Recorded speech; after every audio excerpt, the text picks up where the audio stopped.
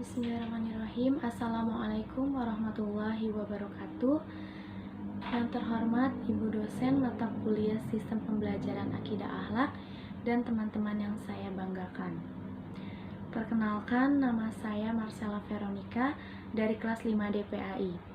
Di sini saya akan menjelaskan tentang akhlak, etika, moral, dan budi pekerti kepada non-muslim, atau bisa disebut dengan toleransi. Baik, langsung saja. Di sini ada keanekaragaman bangsa, suku, budaya, agama adalah bentuk dari kekuasaan Allah terhadap hambanya. Hal ini diciptakan agar manusia dapat mengambil hikmah dari semua ini. Manusia dapat hidup berdampingan dengan damai dan dapat hidup saling menghargai kepada semua makhluk demi terciptanya keharmonisan dalam berinteraksi. Di sini ada pengertian dari toleransi.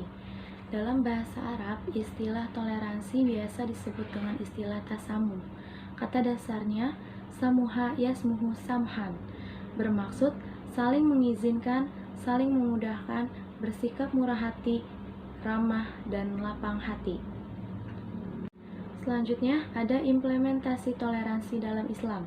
Yang pertama, sikap tegas dalam hal agama terdapat pada Quran Surat Al-Kafirun ayat 6, yang artinya, untukmu agamamu dan untukkulah agamaku. Yang kedua, ajaran Islam mengajarkan untuk saling menolong. Artinya, berbuat baik itu tidak hanya kepada sesama manusia, bahkan anjurannya adalah kepada semua makhluk Allah. Makhluk Allah itu termasuk tumbuh-tumbuhan, hewan, serta lingkungan di mana kita tinggal.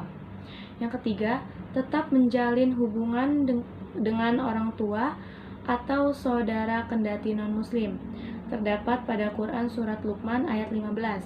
Dan jika keduanya memaksamu mempersekutukan dengan aku sesuatu yang tidak ada pengetahuanmu tentang itu, maka janganlah kamu mengikuti keduanya, dan pergaulilah keduanya di dunia dengan baik. Yang keempat, boleh memberikan hadiah kepada non-muslim. Artinya, memberikan manfaat kepada sesama manusia, tidak mesti kepada sesama muslim saja, bahkan kepada non-muslim juga dibenarkan dalam ajaran Islam. Inilah yang disebut dengan nilai-nilai universal Islam.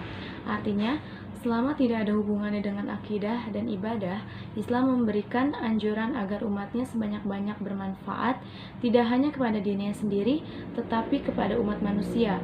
Sebab muslim yang terbaik adalah muslim yang banyak melakukan kebaikan kepada sesama manusia. Yang kelima, anjuran memudahkan toleransi dalam jual beli, bertoleransi dalam interaksi sosial, serta berakhlak mulia, serta anjuran untuk tidak mempersulit manusia dalam mengambil hak-hak mereka ketika dalam memutuskan perkara. Yang keenam, anjuran mempermudah dan larangan mempersulit. Betapa ajaran Islam menganjurkan kepada umatnya agar mempermudah dalam semua urusan, tentu sesuai dengan prosedurnya yang berlaku. Yang kedelapan, anjuran berbuat baik kepada tamu dan tetangga. Memberikan anjuran agar orang yang beriman hanya mengatakan sesuatu yang baik-baik saja. Jika tidak ada kata yang mau dikatakan sesuatu yang baik, lebih baik diam, ketimbang mengatakan sesuatu yang membuat orang lain terluka atau tersinggung. Selanjutnya, Rasulullah SAW menganjurkan untuk memuliakan tetangga dan tamunya. Tetangga atau tamu yang datang ke rumah kita tidak mesti umat Islam, bahkan non-muslim sekalipun mesti dimuliakan jika kita benar-benar orang yang beriman.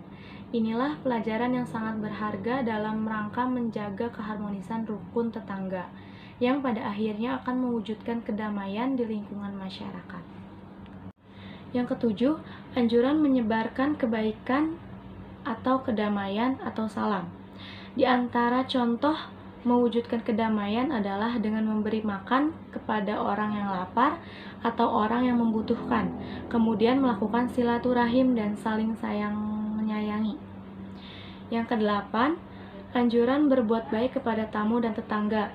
Selanjutnya, Quran Surat Al-Kafirun ayat 6 yang berbunyi, A'udzubillahi minasyaitonirrajim. Bismillahirrahmanirrahim. Lakum dinukum waliyadin. Artinya, untukmu agamamu dan untukkulah agamaku.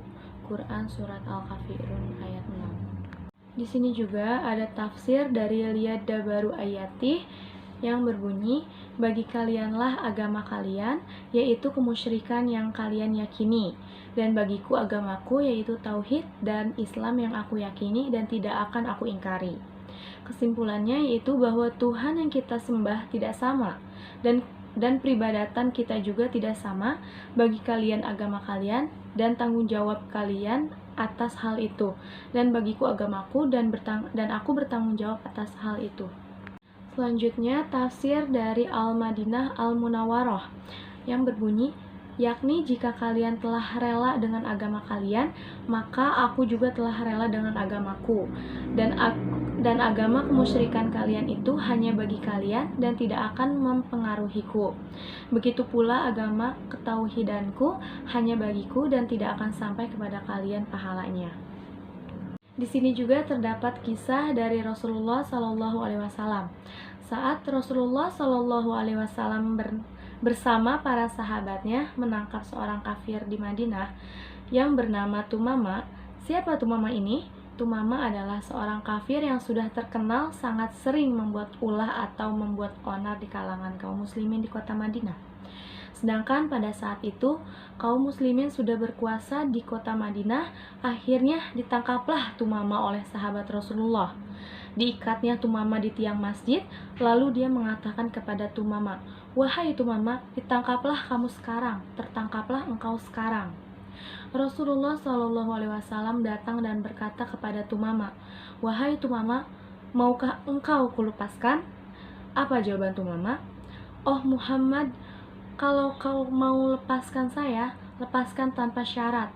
Tapi kalau kau tidak mau memaafkan saya, kau bunuh saya, silahkan, karena saya memang pantas untuk dibunuh atas apa yang pernah saya lakukan kepadamu dan kepada keluargamu serta para sahabatmu." Hari berikutnya Rasulullah lewat lagi dan berkata kepada Tumama, "Oh Tumama, maukah engkau aku lepaskan?"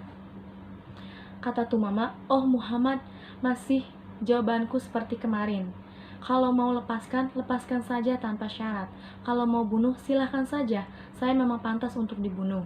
Apa kata Rasulullah? Rasulullah tegas terhadap orang kafir. Orang kafir ditawan, namun demikian mereka tetap diberi makan dan minum serta fasilitas.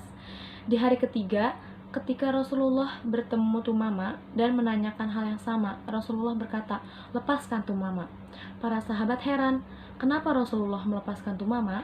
Padahal Tumama sudah tertawan, namun Rasulullah meminta agar dia dilepaskan. Kemudian, apa yang terjadi? Tumama pulang dan mandi di sebuah sumur. Setelah itu, dia ke Masjid Nabawi dan mengucapkan 2 kalimat syahadat. Rasulullah bertanya, "Kenapa tidak dari kemarin Tumama masuk Islam?" Apa kata Tumama? "Oh Muhammad, kalau saya lepaskan..." Rasulullah bertanya, "Kenapa tidak dari kemarin Tumama masuk Islam?" Apa kata Tumama? "Oh Muhammad, kalau saya lepas kemarin, kalau saya masuk Islam kemarin, berarti saya masuk Islam ada maunya. Tetapi setelah 3 hari di sini, saya melihat akhlakmu, akhlak para sahabatmu, dan seluruh orang-orang yang berada di masjid ini, mereka benar-benar menunjukkan bahwa Islam adalah agama yang benar-benar menjejukkan hati, dan saya bersedia untuk masuk Islam sekarang." Kesimpulannya adalah, Islam adalah agama yang dikenal dengan pesan-pesan akhlak, toleransi, dan kerukunan antar umat beragama.